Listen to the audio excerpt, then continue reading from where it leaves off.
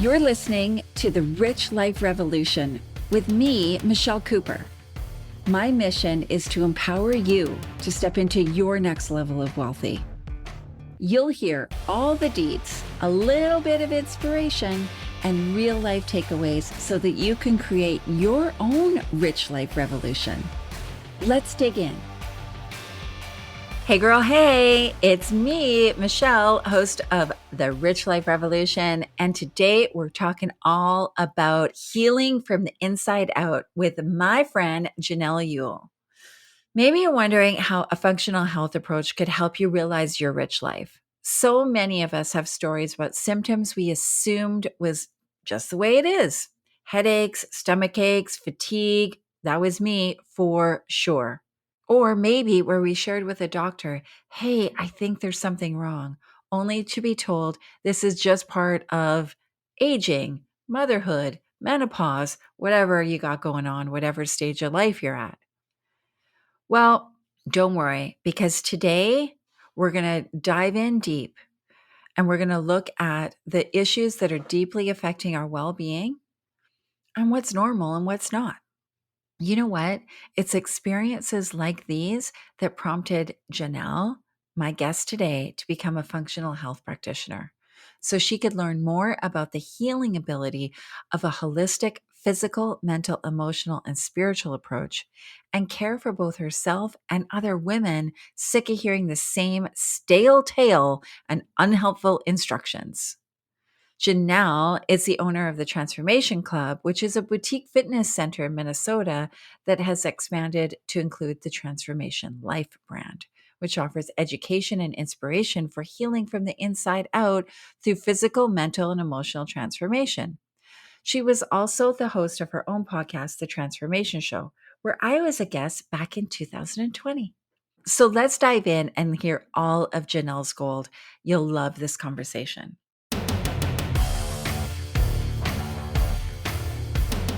Oh my God, Janell, I am so excited to have you on today's episode of the Rich Life Revolution podcast. Welcome. Thank you, Michelle. I'm so happy to be here. Awesome.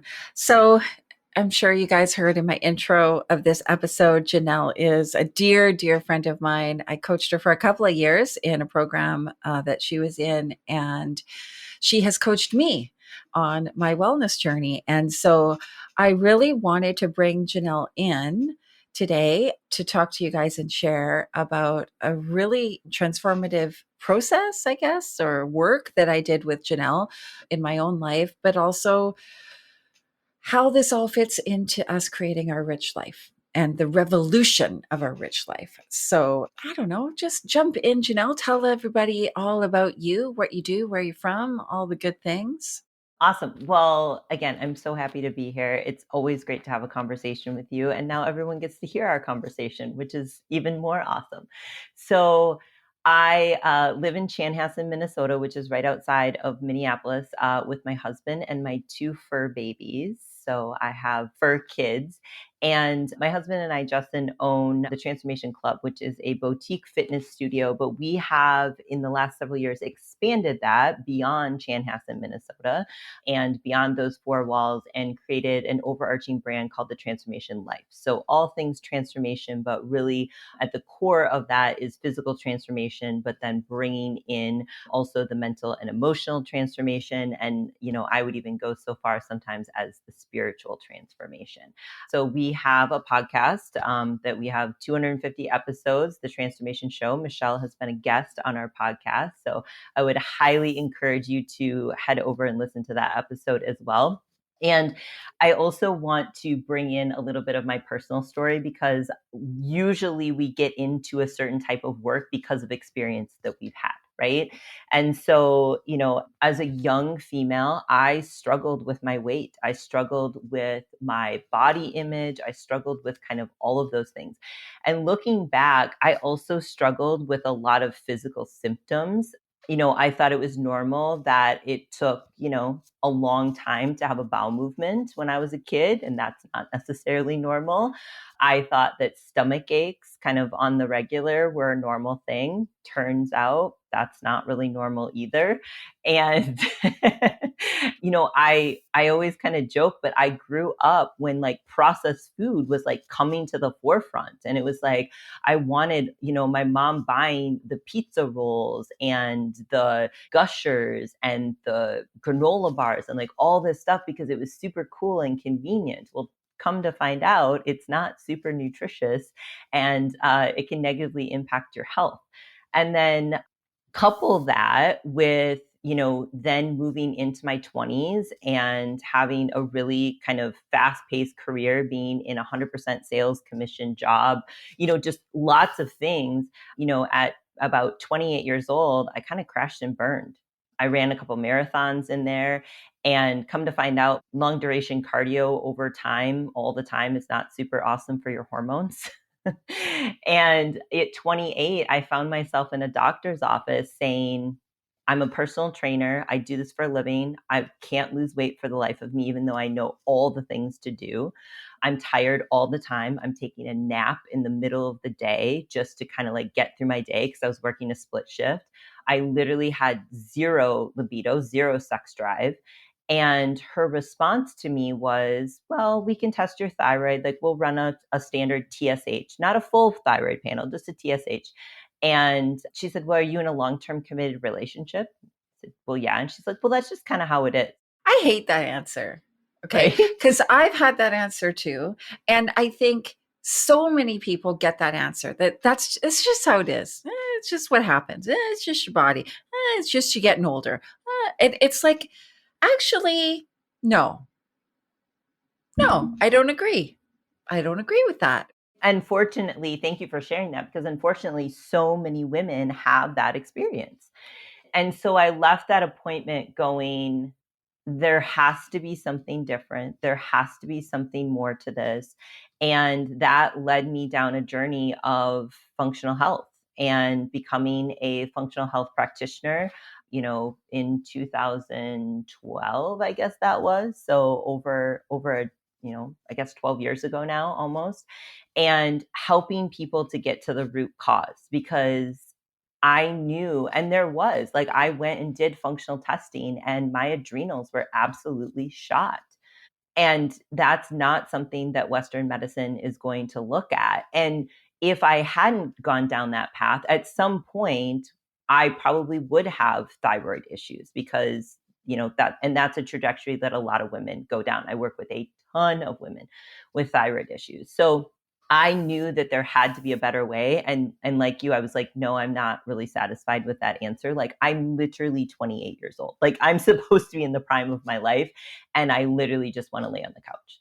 Yeah, that's crazy. And thank you for sharing that, because I think we can always learn so much by other people's stories and their experiences, right? And I'm sure there's people listening who will resonate with that and go, oh my God, like that's me. Put your hand up if that's you, kind of thing.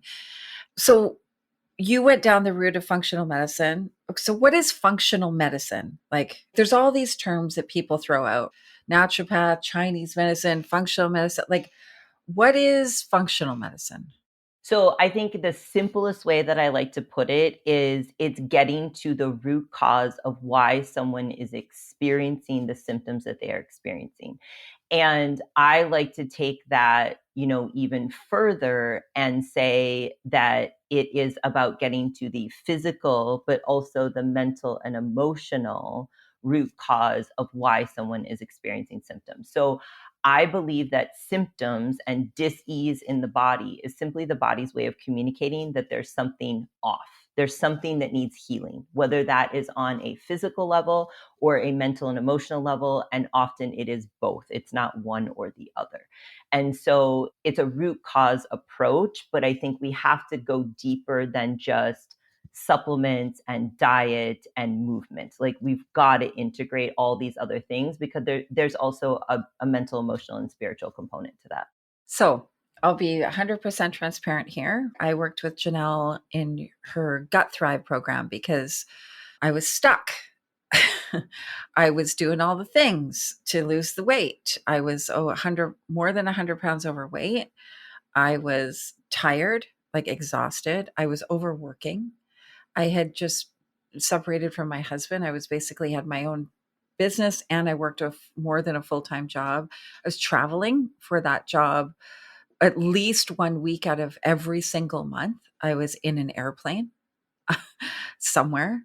And so when you travel, there's lots of opportunity to not eat great, right? Like I will say travel food has the ability to get whole food options is way better, right? Like it's not just like McDonald's and Pizza Hut now, right? Like there's things, right? But it's still, like, you're just so tired, right? And you're on the go and you're just grabbing something. And when we grab things to eat, we're not being intentional. We're usually tired. And so we're grabbing sugar, right? Or something like that. Even though I was very aware of what I was putting in my body, I still was eating good food. I still was consuming supplements. But one thing that you showed me was that most likely my body wasn't even able to absorb the supplements. So might as well just been buying a supplement at the health food store and putting it down the toilet, basically. So we had to start from scratch. Oh my God, it was painful. Okay. There was fasting involved. There was a lot I learned. Scraping of the tongue, poop tests, like all the things.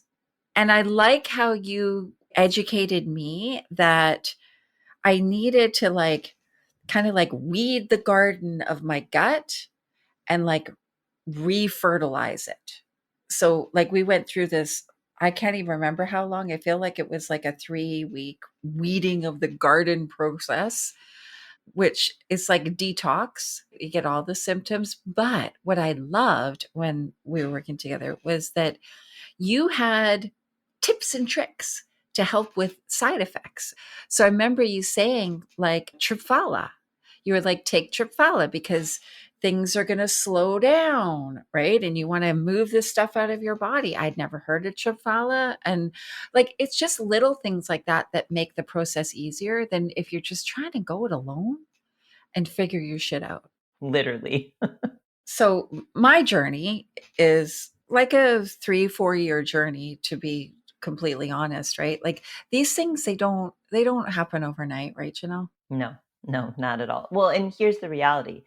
You didn't get no one, including you, including myself, we didn't get there overnight, right? It wasn't like we just woke up one day and all of a sudden we're, dealing with burnout and we're dealing with gut issues and we're dealing with headaches and we're dealing with, whatever it is, insomnia, whatever it is we're dealing with. Like it's a thing that happens over time and pretty soon I always describe it as like a beaker. It's like every kind of like stress is a drop in the beaker. And that could be mental and emotional stress, not just physical stress, but it's like drop in the beaker, drop in the beaker. And then it's like one more drop and the beaker overflows and your body just says enough. But it was all those drops that built up. It wasn't one individual event.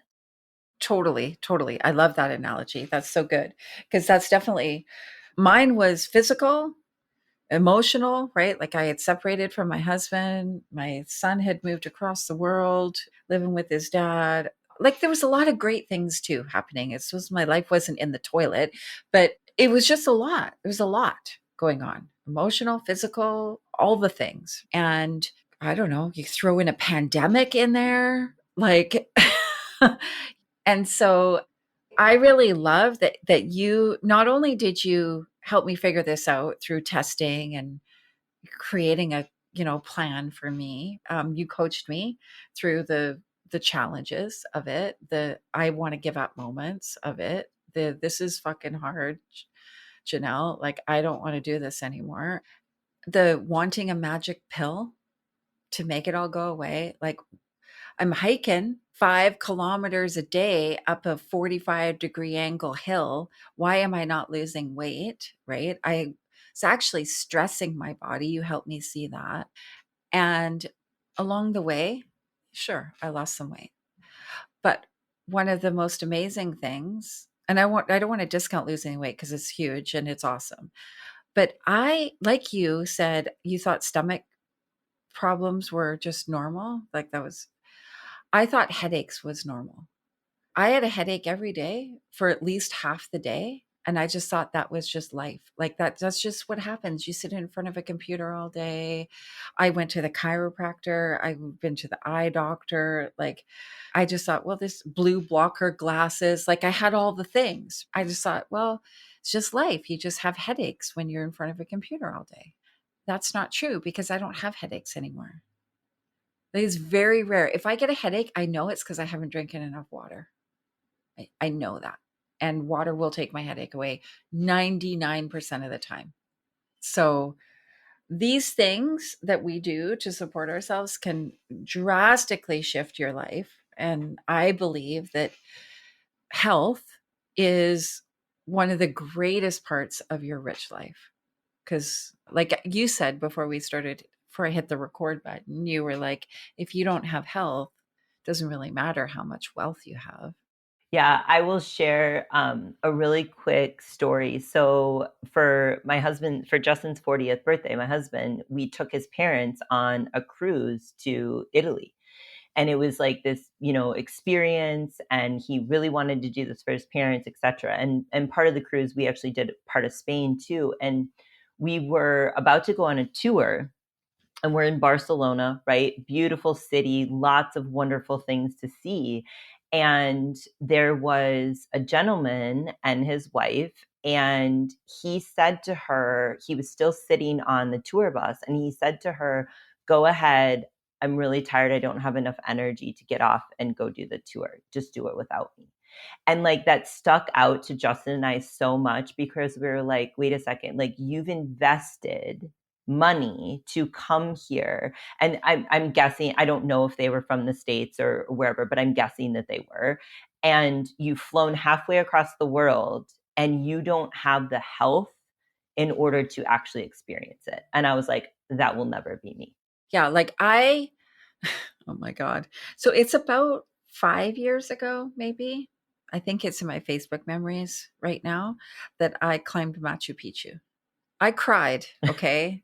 I have no shame about this. No. I cried. 80% of the climb up Machu Picchu was me crying, saying I didn't know how I was going to do this. It was too hard. There was too many people. I was boiling hot and I was overweight. I was carrying 100 extra pounds on my body.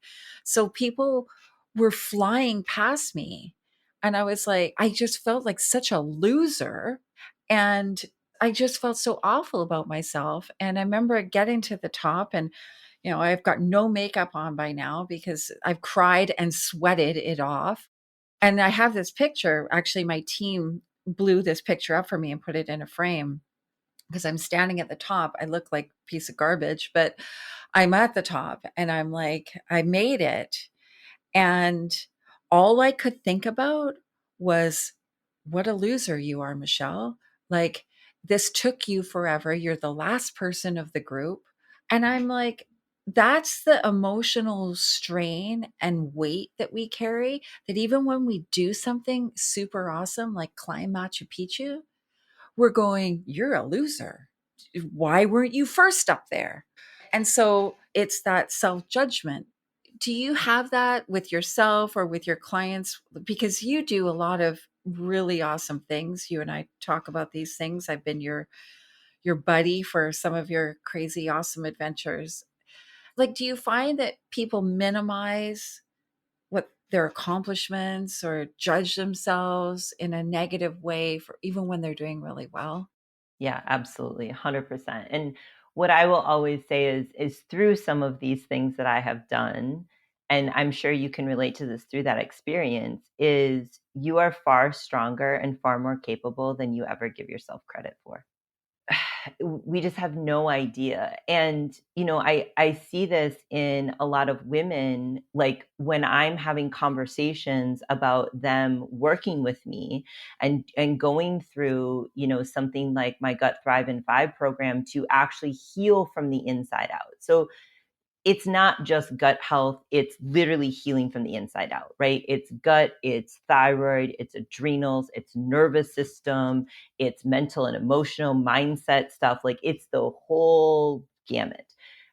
And I think the thing that holds a lot of people back is not necessarily the financial investment. I think sometimes that becomes their, as we talk about, their logic and reason behind the fear. But the fear is, I'm not going to be able to do this, or I'm not worth this financial investment. If I look at programming that we as women have had, is investing in ourselves is not something that we were programmed to do. And it's not something that was modeled for a lot of us. And, that's something that I have been very intentional about, because I believe that the most ROI that I'm ever going to get on an investment is one in myself. Absolutely. I just did a post today saying, I bet on myself every time. I am my biggest asset. It took me a long time to learn that, a long time, and a long time to own it, because I think, especially as women, we're conditioned through our programming and through society and all the stuff that gets like shot at us, kind of thing, that if we prioritize ourselves, we're selfish. And that's wrong. Right? It's we can all go, well, the oxygen, put the oxygen mask on yourself for like, yeah, we all know that example, right? But it's so true. But still, people will judge. People will still, your family members or your friends or like the people, like I still have people who will in my life who will get all judgy. Must be nice to go on so many holidays. Like, oh, must be nice to take an hour and a half off during the day to walk your dogs. Uh, Dude, I get up at 5 a.m. so that I can take that hour and a half in the middle of the day to walk my dogs in nature, because that's what I need for my nervous system. Like, I've learned to understand my body and listen. I spent, and this is probably really normal, so many years. I'll be 55 this year. I would say I spent 52 of those years fighting my body. Yeah. And I think you bring up a really good point about listening to your body, and you're kind of on the other side of it, but a lot of women that I work with are in those perimenopause years, and that's like I'm actually entering that. And so that's really the decade or so before you hit menopause. And menopause is like, just to clarify, like menopause is when you have been 12 complete months without a cycle, without a period. That's menopause. And then you're postmenopausal. Everything leading up to that is perimenopause. And it's really interesting because there's a lot of physical things that are happening as your hormones are shifting, etc. And I believe that this is one of the most beautiful opportunities that women have in their life. Because of all the things that are happening physically, it gives you that opportunity to actually learn to listen to your body. And what does it need? And does it need rest? And does it need connection? And does it need hydration? And does it need nourishment? And does it need, right? And really, truly listen to your body, instead of what we do so often is we're just like, shut up. We're just not going to pay attention to you. And we're going to either slap a band-aid on top of it in the form of something, or we try to out supplement it, or we try to out exercise it, or we try to starve it and just move forward. And that is not going to work long term. Oh my God. This is gonna make you cringe as a personal trainer and stuff, but I'm gonna tell you anyways. Because that's our friendship. I distinctly remember this conversation. In my 20s, I was in school while I was in university and stuff. I had a job at a gym. So my first ever job, I was 18. I worked at the juice bar at the gym. I thought this was awesome because I made protein shakes for all the sexy, like hunky weightlifting guys, right? And then, moved around in the gym, worked at the front desk or, the store or whatever it was, right? Ended up teaching aerobics and, whatever. And I remember, now I was thin back then. Well, I was thin, but I was muscular because I just carry muscle naturally. But I remember a lady who thought was older. She was probably in her like late 20s, so not really older, but she was way older than me at the time. And she said, God, like, you're really busy. You got all this stuff going on, but you're always at the gym and everything, right? But I saw you out with your boyfriend the other night, and you were just like eating like there was no tomorrow. And I remember saying to her, that's why I work out, so that I can eat whatever I want. And that's the outworking the food, right? Now, when you have you know what it's like, you're in your, well, this could be any age, you're in a relationship, the guy eats like it doesn't matter what he eats. He seems to it just goes right through him. But for me, we would go out for dinner. I still want to eat. And I'd have to work out twice as hard, do twice as much, go run a marathon just to level the playing field kind of thing. So that's the outworking. And I carried that habit forward for many years. Well, and you look at this as like these beliefs that we have about our bodies and these beliefs that we have about food and the beliefs that we have about our ability to heal, the beliefs we have, like, it's just, that's another thing that we've got to look at is we've got to unlearn a lot of this conditioning, a lot of this programming that we have, because these beliefs are driving what happens with our health. Like, I was listening to a podcast the other day, and I'm super into, the mind body piece of things and epigenetics and the work of Dr. Bruce Lipton and the biology of belief and all this stuff, right?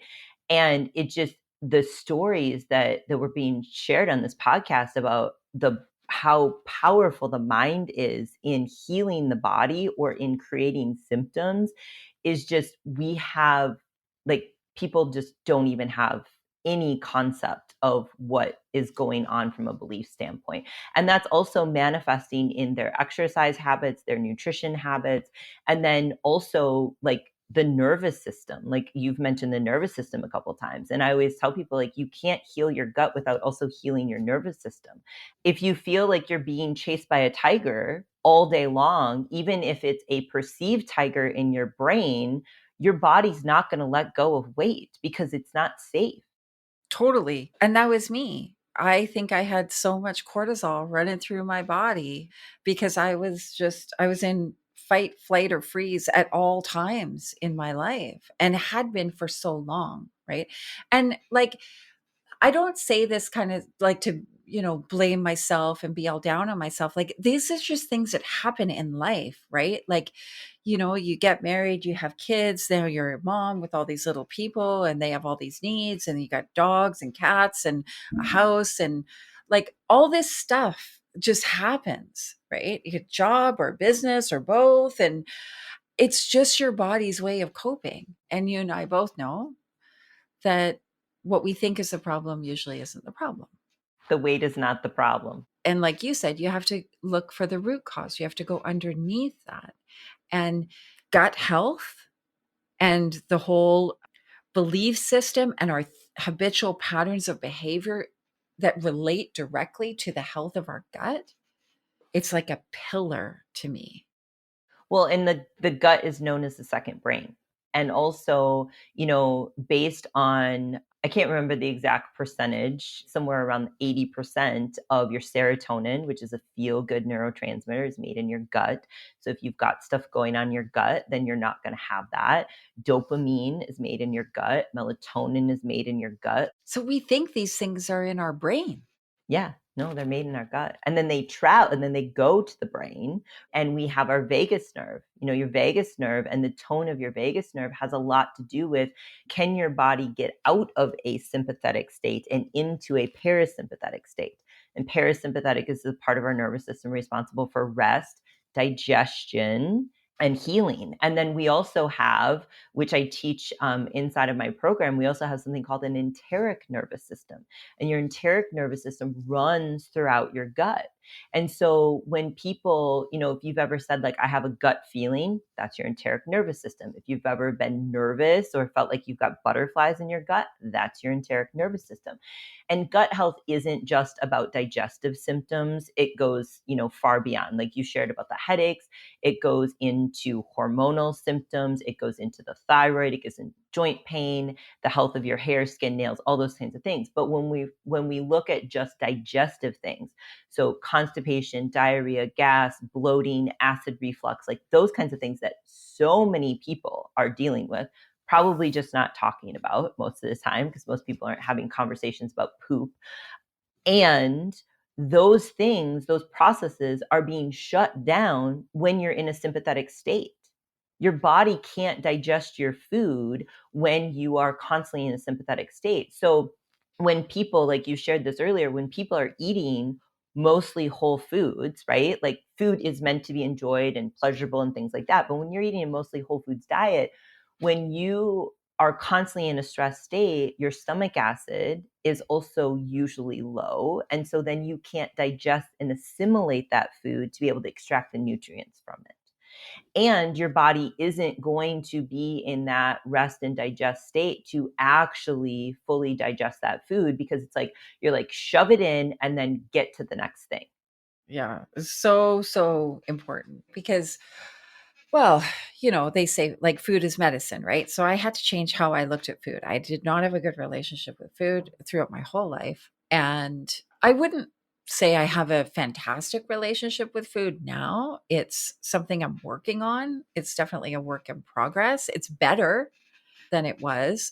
But when I changed my belief or I made a decision that food is medicine, it doesn't mean that I don't still have licorice or a chocolate bar or something like that, right? But it removed this kind of concept of good and bad food because I had very strong opinions about good and bad food. I had good and bad, strong opinions with good and bad everything that had to change, but in particular, good and bad food.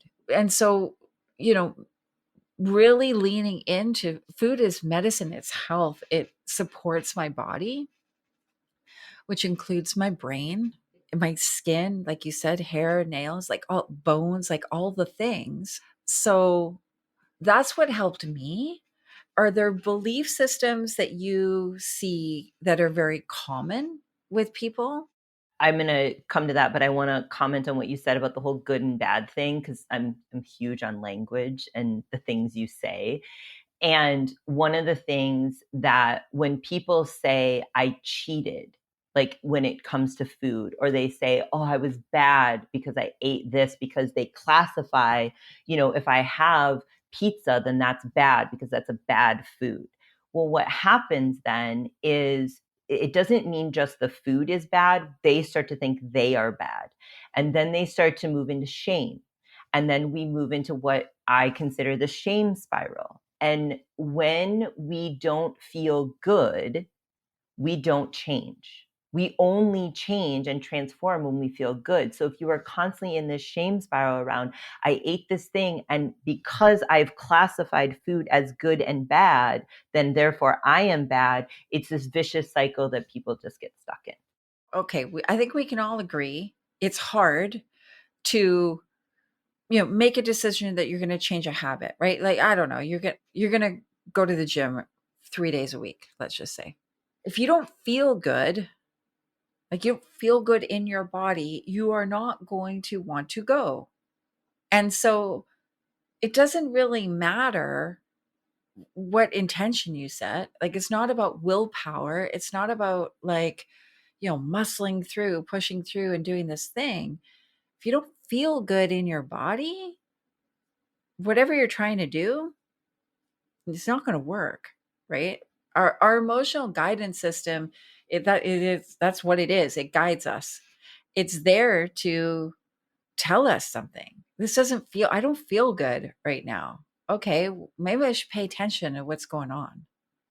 That's like 99% of the process, I think, but we just ignore it, right? Yeah, absolutely. So to go back to some of the common beliefs. So I think if I'm going to go a little bit more surface level here instead of kind of going deep. But I think one of the common things that I hear is like eating healthy doesn't taste good. Because, growing up, your mom tried to force vegetables down you and they were canned, or they tasted like garbage, or she didn't know how to cook them. And so now you have this perception that I actually don't like healthy food.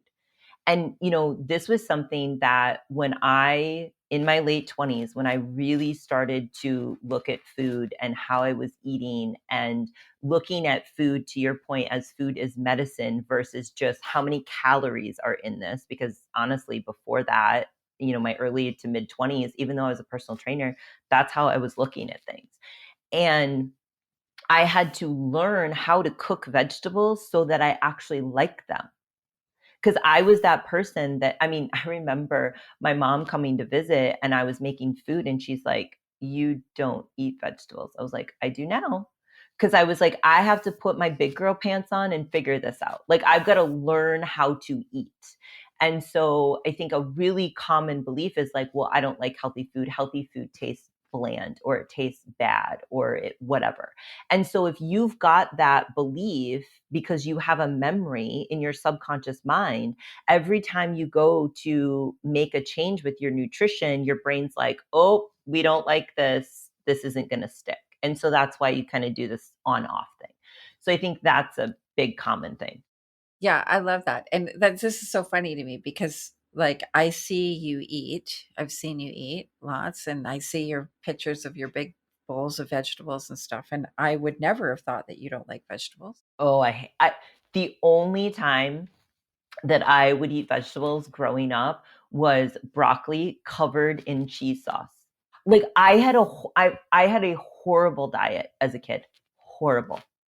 That's so funny. That is so surprising to me. And like, yeah, I think I didn't hate vegetables, but I was never a salad person. It just didn't, and not even like a Caesar salad or something with a lot of dressing. It was just like, oh, I don't like lettuce. And I challenged myself. I was like, you're going to try a bunch of different salads to see if there's one that you could like. I ended up finding this salad at Whole Foods, and I don't know what, like, I don't know what the lettuce is because there's all these different kinds of lettuce, right? But some kind of lettuce, but it's got these walnuts, this balsamic dressing, and goat's cheese, I think, maybe cranberries or something. Goat cheese makes everything better. Yeah, I don't even like cheese, but I'm like, this salad is the best thing ever. Now, there's not a Whole Foods near where I live, but I go into Vancouver and I hit up Whole Foods and I will grab a couple of them. My daughter loves salad. And so I just tried different, and I was willing to be like, I don't like this. That's gross. Right. Like, I don't like apples in salad, not my jam. But I had to learn that by trying it and also being okay to let it go. Nope, not for me. Yeah, so that's a big one. I think another one is around, people are like, I don't like to cook. I'm not a good cook. That's me. I hate cooking. Yeah. And so, if you don't have a personal chef or someone to cook for you, or are willing to do some kind of healthy meal delivery service, then it's like, well, you either have to come to neutral with it and you've got to figure out some easy things that you can cook, or to your point, like getting pre-made, like pre-done stuff, like pre-cut up vegetables. There's a lot of different ways now that you can navigate this and still eat healthy. But I think people just get so stuck in that, I don't like to cook, I'm not a good cook, and then therefore they don't. And it's like, well, that is a basic human skill that you need to cultivate to some level. Absolutely. And that's part of my rich life, is not there yet, but have a personal chef. And it might not be like, yeah, like I don't need a live-in personal chef, but I haven't found one yet, but I would love to have somebody who does meal prep. Because if it's all prepped, I can throw it in the frying pan or whatever I need to do, right? Like I can do that. I don't want to chop up all the stuff and like buy all like I don't want to do all that. It's not how I like to spend my time. Now, I will be honest and say my daughters cook all our meals and they're really good at it. And so I feel like I do kind of have a personal chef, but at some point they'll leave my house and And then you'll have to figure it out. I have to figure it out, right? And so you have to create strategies as well, right? Like, okay, I don't enjoy cooking. I don't think trying to change my belief about that is going to work because it's just not how I want to spend my time. But what I can do is change my belief around what's possible. Because when I say I want a personal chef, more often than not, people will say, "Oh my God, what did you win the lottery?" Like, I remember my brother, when I said that, my brother was like, "What are you talking about? That's ridiculous." And I'm like, it's how I would spend my money. If I had more to spend right now, it's what I would do. See, and I love to cook. Like, I need to create the time to be able to do that, but I love to do it. Like, I love cooking. Right. Okay. What's the next one? Hit me up with one more.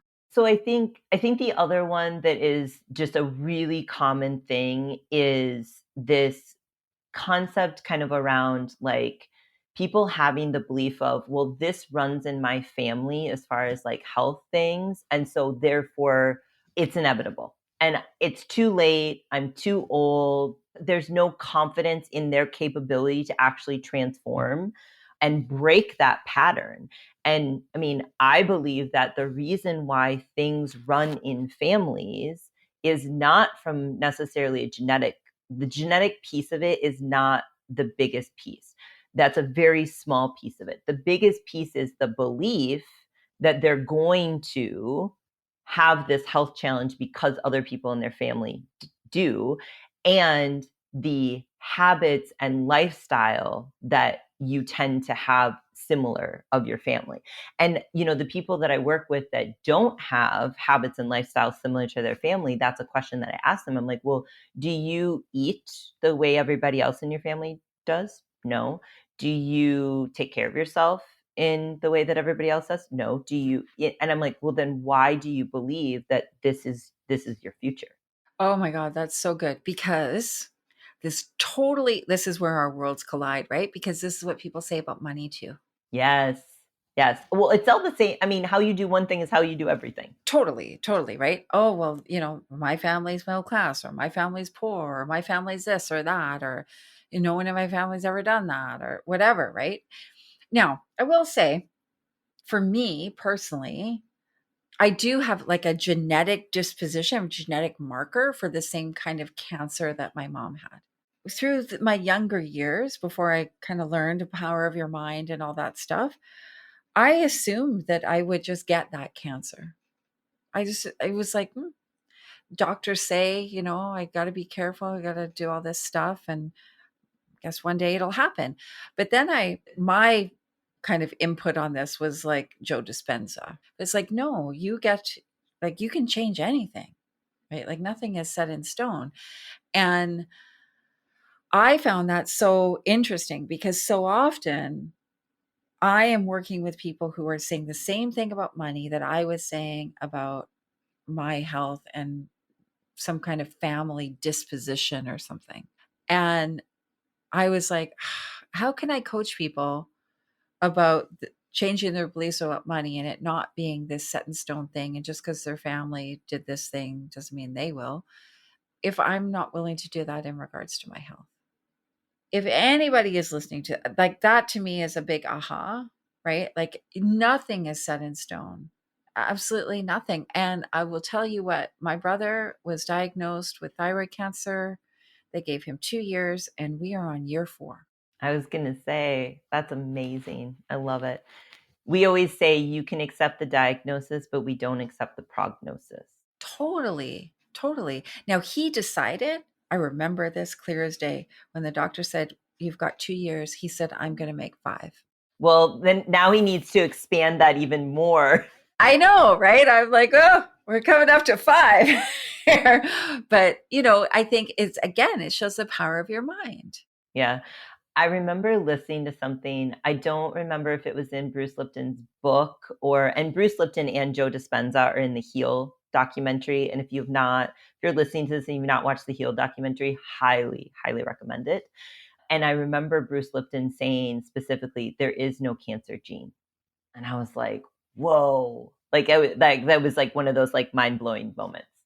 Totally. It was for me too. That documentary is amazing. Like, seriously, if you do one thing, watch that, because then you end up down the rabbit hole of stuff, right? And that's where I was like, oh, hang on.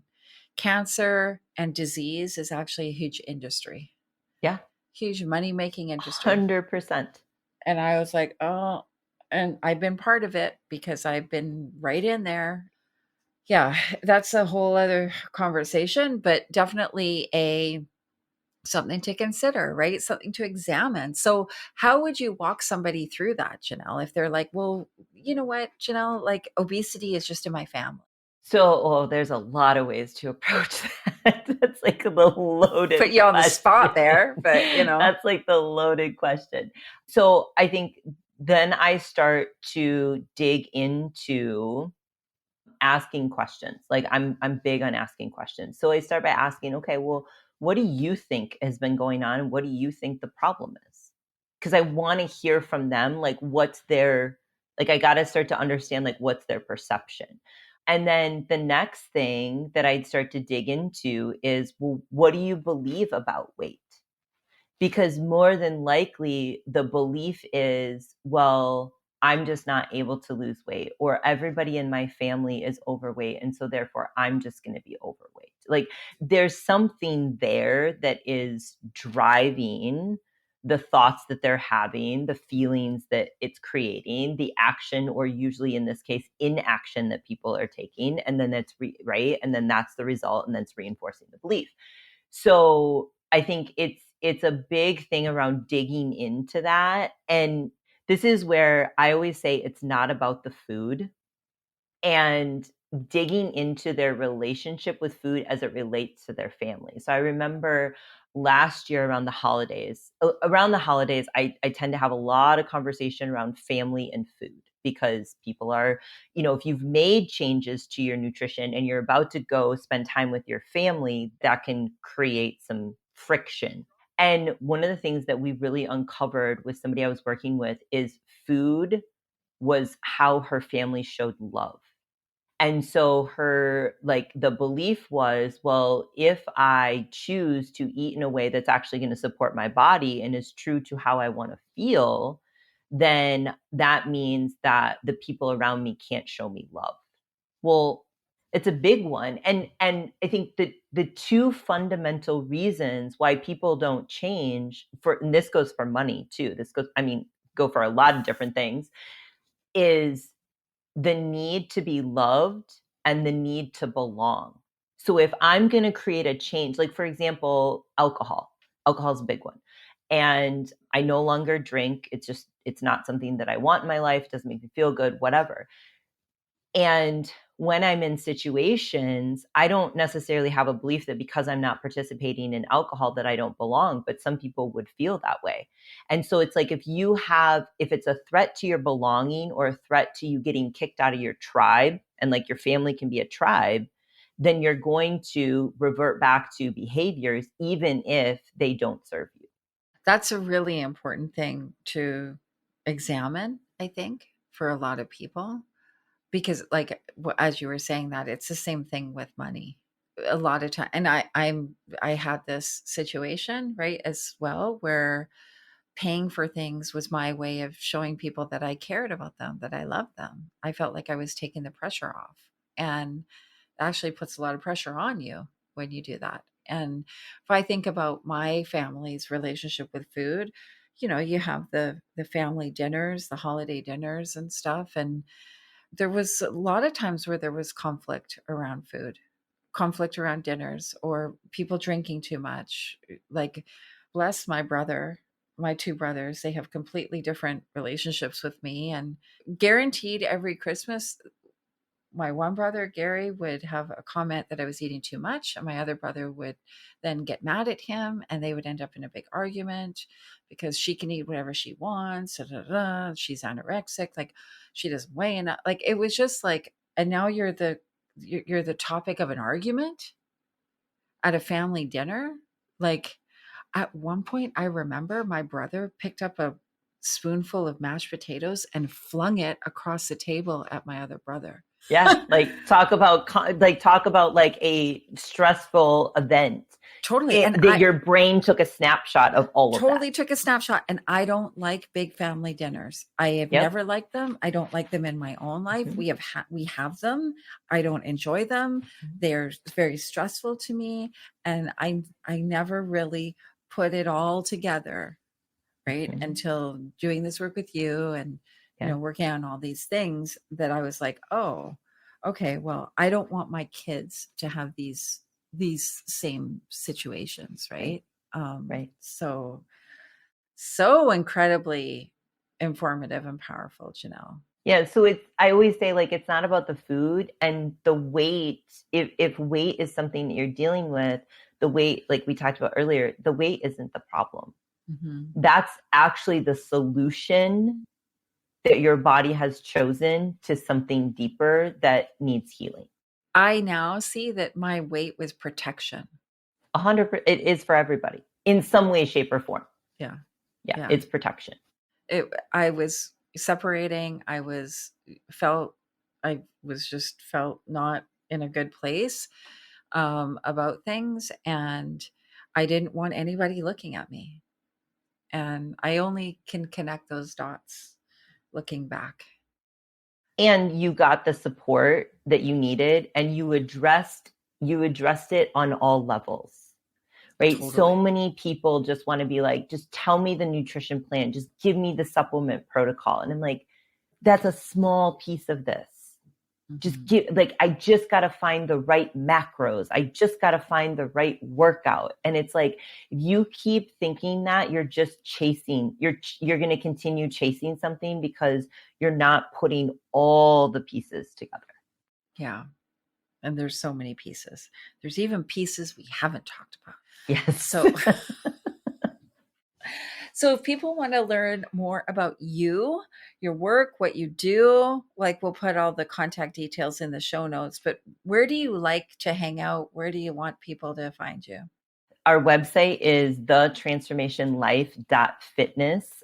We have a lot of free content on there. You'll find our podcast on there. You'll find more information about hormone testing on there, like all those kinds of things. And then I'm on Facebook, but like my preferred platform is Instagram. Like I would rather hang out there.